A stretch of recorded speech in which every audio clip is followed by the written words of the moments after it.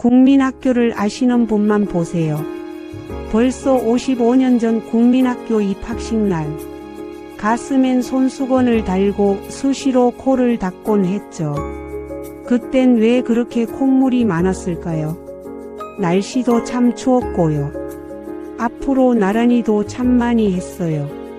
요즘 아이들은 초등학교라 부르지만 우리 가슴 속엔 아직도 국민학교가 남아있어요. 한 반에 50명, 많게는 60명 학생들. 삐걱대는 나무 책상, 검정 칠판, 분필 소리 등 아이들 웃음소리로 가득한 그 교실.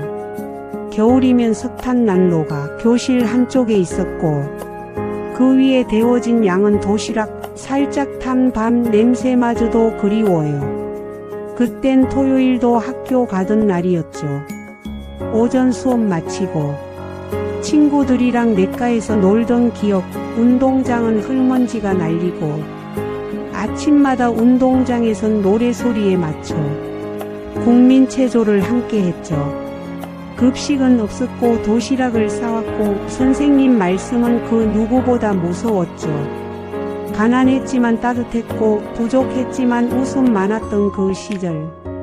국민학교라는 이름 안에 우리 모두의 잊지 못할 시간이 남아있어요. 이제는 70이 다 된 친구들의 얼굴에도 어린 시절의 기억이 남아있어요. 이 영상은 치매 예방을 위한 회상 영상이에요. 과거의 기억을 떠올리며 인지자극과 감정 공감을 돕고 서로의 이야기를 나누는 따뜻한 시간을 함께 하시길 바래요. 예전에 우리 집은 초가집이었어요. 7남매와 부모님 그리고 할머니가 살았죠. 지금 생각해보면 어떻게 살았을까 싶죠. 볏짚으로 만든 지붕과 항토벽 그리고 마루와 나무틀에 한지를 바른 방문, 호롱불 등등. 여름에 평상에 앉아 수박을 먹고 우물에 두레박에 물을 퍼올려 대야에 물을 담아 어머니가 등목을 시켜주고 겨울엔 부어간 고무다라이에 따뜻한 물을 담아 목욕시켜주곤 했죠. 부뚜막에 올려진 솥으로 밥을 짓고 겨울엔 아궁이의 장작불이 구들장을 데워 아랫목을 뜨겁게 하고 윗목을 차가웠던 기억과 그리고 무거운 솜니불이 기억이 나요. 저녁이 되면 각 집의 굴뚝에서 나오는 연기들 지금은 참 그리운 기억으로 남았어요. 그리고 어렸을 때 제일 무서웠던 곳. 지금은 사용 안 하지만 변소 또는 뒷간이라 했죠. 겨울밤에 가기엔 너무 무서웠죠. 그래서 방 안에서 사용한 요강이 있었죠. 지금 보면 100년 전에 사용한 느낌이 들어요. 또한 집에 큰 자산인 소를 키우기 위해 외양간 그리고 지푸라기를 잘라 큰 솥단지에 끓이는 여물이 있었어요. 가끔씩 생각나는 옛날의 기억들, 그건 아마 부모님의 그리움일 거예요. 어렸을 때 동네에서 텔레비전이 있는 집은 몇 안 되었어요. 그 집에 동네 사람들이 모여 앉아 TV를 보던 기억이 나요. 나중에 우리 집에도 TV가 생겼어요. 재미있는 프로그램이 있는 날이면 온 가족이 TV 앞에 모이곤 했죠. 그 중에 하나 전설의 고향. 그 음악과 글씨만 나와도 약간 소름이 돋곤 했어요. 특히 여름 남양 특집은 정말 무서웠죠. 그 중에서도 구미호 편이 가장 기억에 남아요. 예쁜 아가씨가 꼬리 9개 달린 구미호로 변하는 그 장면. 지금 생각하면 별거 아닐 것 같은데 어린 마음에는 너무 무서워서 이불로 얼굴을 가리곤 했어요. 그것도 익숙해지면 손으로 가리고 손가락 사이로 몰래 훔쳐보기도 했고요. 전설의 고향이 끝나고 나서 화장실 가는 게 가장 큰 시련이었어요. 어디선가 무언가 튀어나올 것 같아서요. 어떤 날은 잠도 제대로 못 잤어요. 구미호가 꿈에 나타날까 봐서요. 실제로 악몽을 꾼 적도 있었고요. 다음날 학교에서는 친구들과 구미호 이야기로 한바탕 떠들썩하곤 했고요. 그 시절엔 방송국도 볼만한 프로그램도 많지 않았어요. 조금만 인기 있으면 온 국민이 보는 프로그램이 되었고요.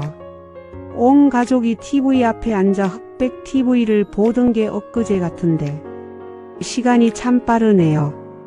이제는 이런 기억들도 벌써 몇십 년 전의 그리운 추억이 되었어요. 땅 따먹기 세세세를 아시는 분만 보세요. 벌써 50여 년 전 들과 산에서 뛰놀던 그 시절이 떠올라요. 그때는 놀거리가 참 없었죠. 그래서 밖에서 놀거리를 찾아 뛰어다니곤 했죠. 남자아이들은 땅에 원이나 사각형을 그리고 고구려 백제 신라로 나눠 땅 따먹기를 했고요. 돌을 발 위에 올려서 상대방 돌을 떨어뜨리는 비석치기도 했어요.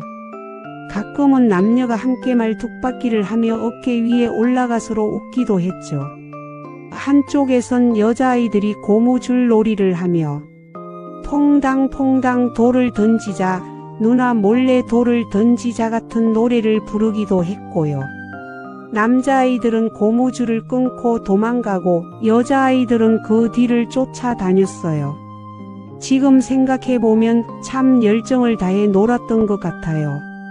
그런 마음으로 공부도 했더라면 아이들이 많을 땐 무궁화 꽃이 피었습니다를 하며 함께 놀았고 등에 동생을 업고 하는 누나도 있었어요. 세세세는 노래를 부르며 손뼉치기를 하는데 점점 속도를 올리다 보면 주변에서도 신기해하며 바라보곤 했죠. 푸른 하늘 은하수 하얀 쪽배에 개수나무 한 나무 토끼 한 마리 돛대도 아니 달고 삿대도 없이 가기도 잘도 간다 서쪽 나라로. 그 노랫소리가 아직도 귀에 맴도는 것 같아요. 구슬치기 공기놀이 오징어 게임 숨바꼭질 딱지치기 진돌이 등등. 지금처럼 풍요롭진 않았지만 웃음 많고 즐거웠던 시절. 이제는 노년이 된 우리 얼굴에도 그 시절의 추억은 여전히 남아있겠죠. 어렸을 땐 시골엔 병원이 없어서 많이 아팠을 땐 엄마랑 완행버스를 타고 도시에 있는 병원으로 가곤 했지요. 그때에는 비포장도로가 많아서 1시간 버스 타고 가는 게 멀미도 나고 어찌나 힘들었는지 기억이 나요. 도시에서 타본 시내버스. 그때는 사람들이 참 많았지요. 시골에도 도시에도. 예전에 버스에는 버스 안내양 누나가 있어 사람들이 많을 때에는 안으로 사람들을 밀어넣고 문을 닫지도 않은 채 팔로 사람들 무게를 버텨가며 외치는 소리가 있었어요. 오라이. 이 소리에 맞춰 버스는 출발했지요. 버스를 타기 위해선 회수권을 사용하기도 했었고 토큰도 사용했던 것도 같아요. 정확히 기억은 안 나지만 몇십 원 했던 것 같아요. 버스 안에서는 앉아있는 사람들, 서있는 사람들 짐이나 가방을 잡아 자기 무릎 위에 놓곤 했지요. 또한 교복 입은 형, 누나들은 왜 그리도 어른스럽게 보였는지요. 버스 안내양 누나가 회수권이나 토큰을 거들어 지나가며 외치던 그 소리. 오라이. 가끔씩 버스 안내양 누나가 회수권이나 토큰을 거들어 다니고 오라이 소리치던 그때가 그리운 건 무엇일까요? 이 영상은 치매 예방을 위한 회상 영상이에요. 과거의 기억을 떠올리며 인지 자극과 감정 공감을 돕고 서로의 이야기를 나누는 따뜻한 시간을 함께 하시길 바래요. 예전 여름 장마가 끝나고 8월쯤이면 어김없이 찾아오던 전염병이 있었어요. 그땐 일본 내염, 콜레라 같은 질병이 유행해서 학교에서도 예방접종을 하곤 했어요. 그리고 마을마다 소독 방역차가 다녔죠. 부웅 어느 날 마을 어귀에서 들려오는 익숙한 소리, 소독차가 온다. 한 아이가 소리치면 온 동네 아이들이 맨발로 뛰쳐나가 방역차를 쫓아다니곤 했어요. 하얀 연기를 뿜으며 달리는 소독 방역차 뒤를 우리는 두려움 없이 따라갔죠. 기침이 나고 눈이 매워도 괜찮았어요. 그 하얀 연기 속은 마치 마법처럼 신기했거든요. 누가 더 오래 연기 속에 버티나? 그건 게임이었고 놀이였고 여름의 의식 같은 거였어요. 야야야. 거기 들어가지 마라.